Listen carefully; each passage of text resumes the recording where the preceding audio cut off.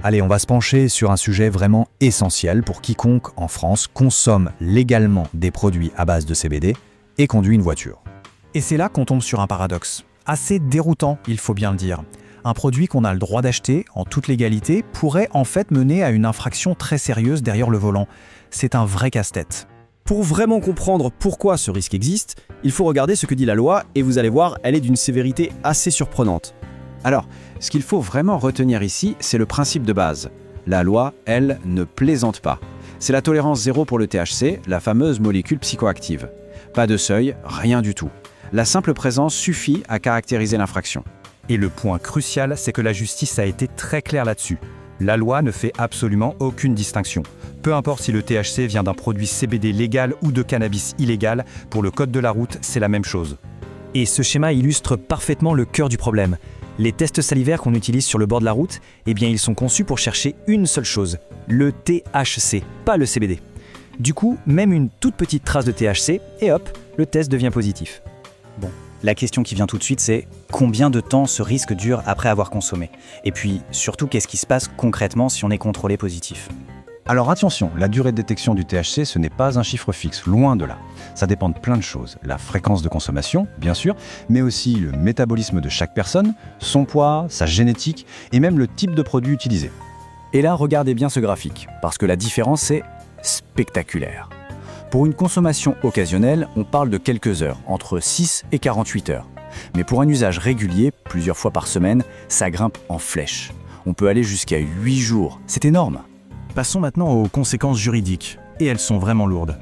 En cas de test positif, les sanctions maximales prévoient jusqu'à 3 ans de prison. Oui, 3 ans.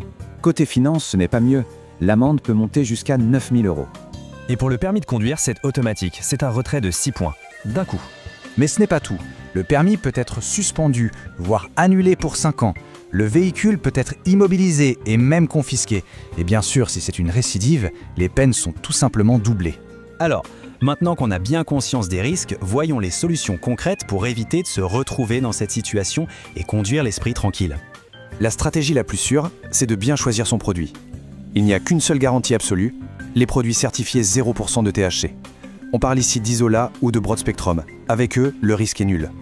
En revanche, avec les produits Full Spectrum, qui peuvent contenir jusqu'à 0,3% de THC, le risque, même faible, est bien réel. Pour les produits qui contiennent ne serait-ce que des traces de THC, l'attente est la clé. Les recommandations sont claires. Pour une sécurité maximale, il vaut mieux attendre entre 48 et 72 heures avant de reprendre le volant. Imaginons maintenant le scénario. On se fait arrêter pour un contrôle. Que faut-il faire? Quels sont les bons réflexes à avoir? Il y a 3 étapes, 3 réflexes essentiels. D'abord, on reste calme et on coopère, c'est la base. Ensuite, et c'est très important, on ne reconnaît pas l'infraction. On ne dit pas « oui, j'ai consommé ». Et enfin, troisièmement, on exige systématiquement une contre-expertise. C'est un droit, il faut l'utiliser.